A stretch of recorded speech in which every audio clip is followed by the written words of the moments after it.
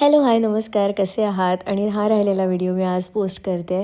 आज होता मेन शोचा डे 1 कल्चरल राऊंड आणि शो सुरू व्हायच्या आधी तुम्हाला असं वाटत असेल रात्र झाली, पण नाही, हा दिवसाचा सगळा सीन आहे. आतमध्ये हॉलच्या आतमध्ये सगळे लायटिंग्स होते त्यामुळे असं दिसतंय. शो सुरू व्हायच्या आधी यांचं एक फायनल रिहर्सल्स व्हायची होती, तर ते मी जिथे मला स्पेस मिळाली तिथे करून घेतली. रिहर्सल कंप्लीट झाल्यानंतर आम्ही सकाळचं जेवण असं पण करत जेवण होतो. करा आणि सकाळचं जेवण आम्ही कधी किती कधी शो वाजता मध्ये. करत होतो? सकाळचं जेवण करतो आम्ही दुपारच्या 4 वाजता. व्हेज आहे व्हेज, कारण आम्ही नाश्ता फुल करून व्हेज. घेतला होता. पण कधी कधी आफ्टर द वेळ ब्रेक होतो इव्हेंटमध्ये असलं की असं होतं. तर हैदराबादला मी तुम्हाला मागेही बोलली, ज्या दिवशीपासून आलो आहे त्या दिवशीपासून तिथला मेन मेन्यू आहे इडली सांबार. आणि आपल्याकडे जसं ताक करतात तसं कच्चं ताक, त्यात असं कांदा वगैरे टाकून असतं.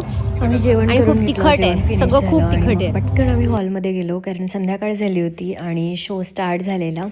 आज सगळ्यांचा कल्चरल राऊंड होता आणि तिथे किड्स होते 3 वर्षापासनं तर टीनेजर 19 इयर्सपर्यंत. तर फर्स्ट सगळे राऊंड गर्ल्सचे होते आणि देन मग बॉईजचे. बघा किती क्यूट क्यूट गर्ल्स आहे आणि यांना बॅकस्टेज हँडल करणं, ओ माय गॉड.